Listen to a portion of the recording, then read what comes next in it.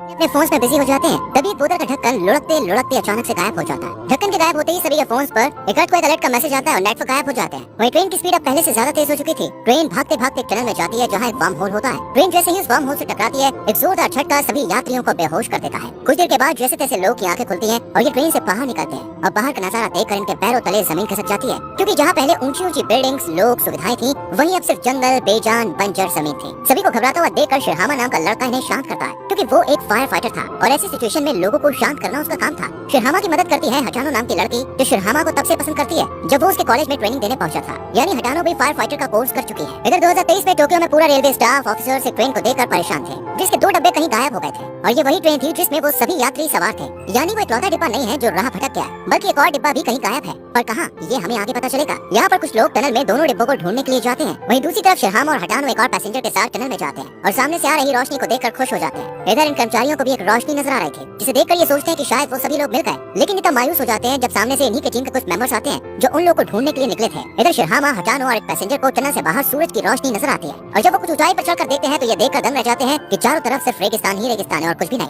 ये तीनों foreign train के डिब्बे में बैठे पैसेंजर्स को आंखों देखा हाल सुनाते हैं, लेकिन कोई भी ट्रस्ट नहीं करता। तब ये वीडियोस दिखाते हैं और सब परेशान हो जाते हैं। अब इन्हें यहाँ से कौन निकालेगा, क्योंकि यहाँ तो कोई इंसान ही नहीं है। देखते देखते 7 घंटे का समय गुजर जाता है और अब सभी को भूख परेशान करने लगती है। ज्यादा कुछ तो खा नहीं, इसलिए कुछ स्नैक्स जो कुछ लोग के पास पड़े थे वो उन्हें सबके साथ शेयर करते हैं। यहाँ पर रैना नाम की लड़की सबके बैग्स चोरी चुपके चेक करती है ताकि उसे कुछ खाने को मिल सके। रैना को नाओया के बैग में कैची और जेल का एक लेटर मिलता है और वो सबको चिल्ला चिल्ला के बताती है कि नाओया क्रिमिनल है और उसके बैग में जेल का लेटर भी है। नाओया सबको समझाने की कोशिश करता है, लेकिन कोई उसकी नहीं सुनता, इसलिए उसे बाहर जाकर रहना पड़ता है। कुछ देर बाद यहाँ पर एक लड़की जो अपने साथ फ्रूट्स लेकर चल रही थी, वो सभी को फल देती है और एक लड़का खाते हुए अपनी वीडियो बनाता है। वीडियो देखने पर पता चलता है कि रैना सभी के बैग से चोरी कर रही थी, इसलिए शिरहामा और हटानो नाओया को ढूंढने निकल जाते हैं। इधर नाओया खाई में गिरने ही वाला होता है कि तभी शिरहामा उसे बचा लेता है और नाओया उसे बताता है कि वो असल में एक हेयर ड्रेसर है, इसलिए उसके बैग में इतनी कैचियां थी। हालांकि वो उस लेटर का राज अब भी नहीं खोलता। जैसे तैसे दिन गुजरते हैं और रात को कुछ लोग सो जाते हैं, जबकि कुछ अभी बहुत परेशान थे। अगली सुबह तक लगभग हर कोई ये उम्मीद छोड़ चुका था कि वो कभी भी यहाँ से बच के जा पाएंगे कि तभी शिरहामा कहता है कि वो सबको बचा लेगा। ये बात नाओया को गुस्सा दिला देती है और वो शिरहामा से सवाल करता है कि वो सबकी मदद क्यों कर रहा है। इस पर शिरहामा की एक छोटी सी कहानी के जरिए पास में जाते हैं, जहाँ शिरहामा की गलती की वजह से उसके दोस्त ने अपने दोनों पैर गंवा दिए थे और उस दिन शिरहामा ने ज्यादा से ज्यादा लोग की मदद करने की कसम खाई थी, जिसे अब वो पूरा कर रहा है। कहानी फिर से प्रेजेंट में शिफ्ट होती है, जहाँ शिरहामा, हटानो और नाओया कुछ खाने का सामान ढूंढने के लिए जाते हैं। यहाँ पर हमें नाओया का पास भी नजर आता है, जो असल में गरीब फैमिली से बिलोंग करता था, लेकिन अपने हेयर ड्रेसर वाले हुनर के चलते उसने पूरी कहानी बदल दी और पैसा आने के बाद उसने अपने छोटे भाई पर भी ध्यान देना बंद कर दिया और वो क्रिमिनल बन गया। जिस दिन वो ट्रेन में बैठा उस दिन अपने ही भाई को जेल से लेने के लिए जा रहा था और गलती से यहाँ पर फंस गया। इधर कुछ लोग बाहर का एरिया एक्सप्लोर करने के लिए निकलते हैं, जहाँ एक आदमी को एक बड़ा सा टावर और बायोलॉजिस्ट को एक पौधा मिलता है। दरअसल ये टावर 2026 तक कंप्लीट होने वाला था,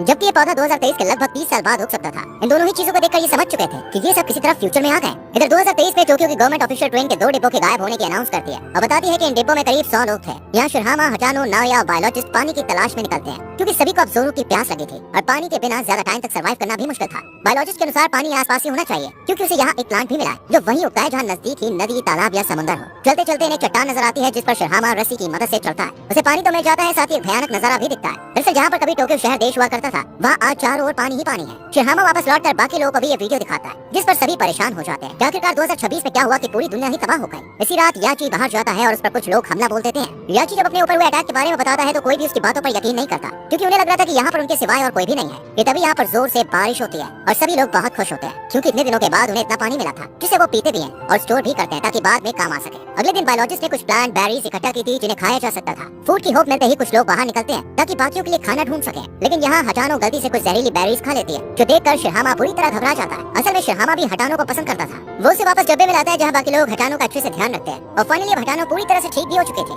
साथ ही ये सब मिलकर काम करना शुरू कर देते हैं ताकि एक दूसरे के साथ खुद को भी इस मुश्किल सिचुएशन में बचाया जा सके। दिन भर ये सब मेहनत करते हैं और रात को पार्टी। अगले दिन बायोलॉजिस्ट कहता है कि आसपास कोई नदी नहीं हो सकती, इसलिए शिरहामा, बायोलॉजिस्ट और एक पैसेंजर नदी की तलाश में जाते हैं, लेकिन जंगल में कोई इस पैसेंजर को बुरी तरह से घायल कर देता है। यानी यहाँ पर इनके अलावा भी कोई और था। खैर शिरहामा इसे वापस डिब्बे में लाता है और जड़ी बूटियों की मदद से ये सब इसे ठीक भी कर लेते हैं। तभी यहाँ पर याची आता है और बताता है कि वो एक सिक्योरिटी कंपनी में काम करता था और उसे जाल बनाने आते हैं, जिनकी मदद से ये उन लोगों को पकड़ सकते हैं जो इन पर हमला कर रहे थे। बाकी सब भी याची की बात पर एग्री करते हैं और जाल बनाने का काम शुरू करते हैं। इसी बीच हम शिरहामा और हटानो को देखते हैं जो एक साथ जंगल में थे। तभी उनकी नजर एक बच्चे पर पड़ती है, जिसका पीछा करते करते ये दोनों एक नदी तक पहुँचते हैं और बच्चे के कहने पर वहाँ रात तक इंतजार भी करते हैं। रात को यहाँ बच्चा और नाया दोनों पहुँच जाते हैं और ये तीनों बच्चे भी पीछे पीछे वहाँ पहुँचते हैं। पहुंचते हैं जहाँ दूसरे ट्रेन के सर्वाइवर मौजूद थे। यहाँ ये तीनों यामामोटो से मिलते हैं और बातों ही बातों में यामामोटो बताता है कि वो लोग गलती से 2060 में टाइम ट्रेवल करता है और ये सब तब हुआ जब सभी देश स्पेस में जीत हासिल करने की होड़ में सैटेलाइट पर सैटेलाइट लॉन्च कर रहे थे। लेकिन तभी सैटेलाइट एक एस्टेरॉइड से टकराई और पूरी दुनिया तबाह हो गई और ये सब 2026 में ही हो चुका है। यामामोटो ने यहाँ पर एक रेडियो भी ठीक किया था जो फिलहाल खराब है। शिरहामा ये सब अपनी टीम को बताता है जिस पर सभी सोचते हैं कि शायद भगवान ने उन्हें दुनिया को बचाने का मौका दिया है, लेकिन यहाँ से वापस पास्ट में कैसे जाना ये कोई नहीं जानता था।